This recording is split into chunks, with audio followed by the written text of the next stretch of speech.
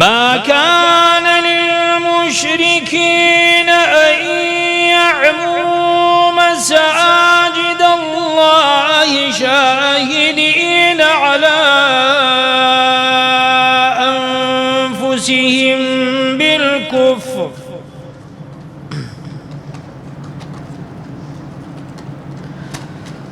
أولئك حبطت أعمالهم وفي النار هم خالدون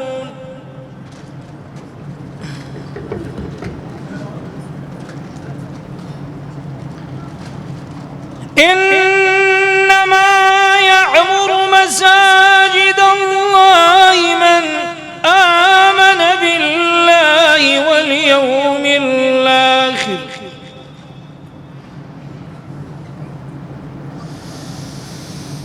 من آمن بالله واليوم الآخر وأقام الصلاة وآتى الزكاة ولم يخش إلا الله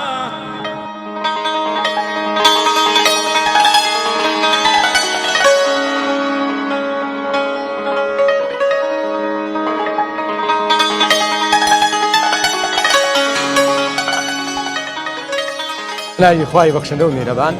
طبعا يكيك لشت زور جوان و ناوازەکان کاویش فەزلی ئیسلامە کاری خێرخوازیە ئەگەر کاری خێرخوازی لە کوردستانە ئێستا دەرکەی باوەڕم پێ بکەن قەیرانێک دروستە بێت تەسەوڕ نەکەی یعنی ئێستا الحەمدولله مسلمانان سەرەڕای بوونی قەیرانی دارایی نەبوونی موچە لە کاتی خۆیان ئەو هەموو گرفتە اقتصادی و گرانبوونی بازاڕان هێشتێ مسلمانان ئەسپی خۆیان لە بواری کاری خێریا تاوەدەن هەل لەکردنەوەی مزگەوت هاوکاری نەخۆشخانە هاوکاری نەخۆش منداڵانی بێناز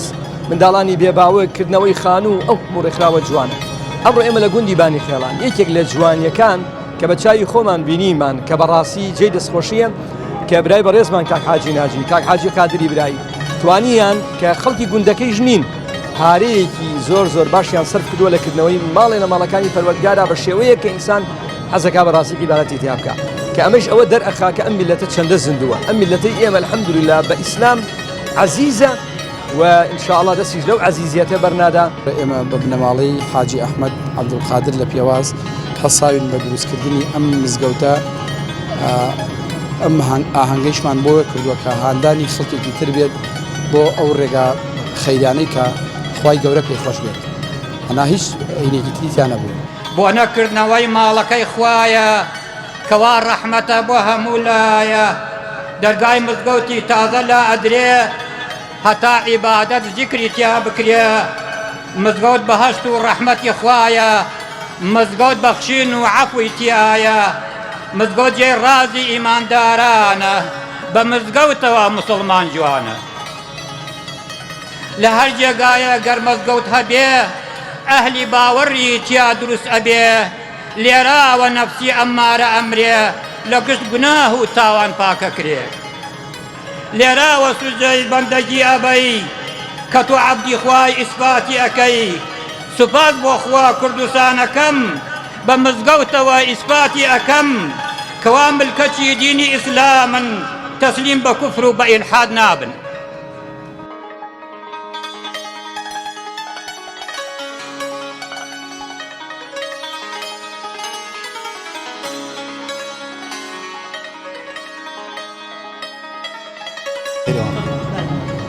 بەناوی خوای بەخشندەی مێرەوان پێشەکی سەلام عەلەیکم وەڕەحمەتوڵڵاهی وبەرەکاتوه و زۆر بە خێراتنی کەناڵی پەیامی ئاسمانیەکەن کە هاتووە بۆ گوندی بانی خەڵان ئەمڕۆ کە بەرواری 23/6/2021 بۆ ئیفتتاحی ئەم مزگەوتە جوانەی کەوا جەنابتان ئەبینن کە جارێکی دروست کراوەتەوە ئەم مزگەوتە لەسەر ئەرکی برای بەڕێز و خۆشەویستمان کاک حاجی ناجی دروست کراوە خوای تەعالا جەزا و پاداشی بداتەوە بەڕاستی تا قادری برای هەرکو مادووبوونەکەی کردوتە ئەستۆی خۆی و سەرپەرشتی کردو بووی هەتا وەکو ئەم ساتە وەختەی کە تەواو بووە ئەم مزگەوتە وەکو ئیشارەم پێدا لە وتارەکەیشمان من لە ساڵی 1945 جارێکی دروست کراوەتەوە بۆ ێبانی کەڵانی سەرەوە کە ئێستا لێران نەبووە لە بنی شاخەکە بووە ئەو کار لەوێ مام حاجی محموود هارونی سەرپەرشتی ئێرایی کردووە بە هەمانگی خەڵکی بانی خێڵان جارێکی تر مزگەوتیان دروست کردوێتەوە مزگەوتێکی تر هەبووە دروستیان کردوێتەوە و مامۆستا مەلاقاریان لە ساڵی 1945 هێناوە ئێرا پێشوو لە گوندی فەقێجنەوە مامۆستا مەلاقاری سۆفی یەکێک بۆ لە عالمە هەرە گەورە و بەرزەکان کە لەم شوێنە تەدریسی کردو و حجر و فەقیه بۆ نزیکەی 15-20 فەقیه بۆ لەم شوێنە و دوو جاری ئیجازەنامەشی تیا کردو و دواتر لە ساڵی 53 کە مامۆستا وفاتی کرد مامۆستای کاتوورە بە ناوی مامۆستا مەلا حەمەمینەوە ئەوش فترێک لێرە بۆ دواتر تا دوای انتفاضە مامۆستا مەلا فایقێکە بووە کە پێشوو لە زەڕایان دانیشتۆ ئەوش فترێکی زۆر لێرا بووە دواتر مامۆستا مەلا عەزیز و بەندەی لە ساڵی 2003ەوە تا ئێستا لە خزمەتیان ناوی و لە خزمەتی ئەم مزگەوتە و ئەم گوندە بەڕێزان بەڕاستی جێگەی دەستخۆشیە کە بەم شێوازەیە و بەم جوانەیەکەوە ئەیبینی بۆیە دووبارە و سێبارە بە خێراتنی و میوانە بەڕێزانەکەی کە هەمویان هەرکومان دنیاوی کێشا لە دوور و لە نزیکەوە هاتن بۆ کردنەوەی ئەم مزگەوتە زۆر سوپاسیانەکەن و زۆر سوپاسی ئەو مهندسە بەڕێزانیشەکەن بەڕاستی لە سلێمانی و تا دەربەنی خان هەمویان ئەیکیان لەگەڵا کێشان کاکە ئاسۆ و ئەو دووسێ مهندسەی کە لە سلێمانین هاتن ئەم مزگەوتیان بم شێوازە دروست کرد سوپاسیانەکەین و دەستیەوەش خەزۆی بەخێر بەسەر و سەرچاو خۆشحاڵی لەوەها ڕۆژێکە کە جوانترین ڕۆژە بەلای تەواوی دانیشتوانی خەڵکی ئەم گوندەوە لەبەرەوەی ئەمڕۆ هەستانی بەکردنەوەی و بە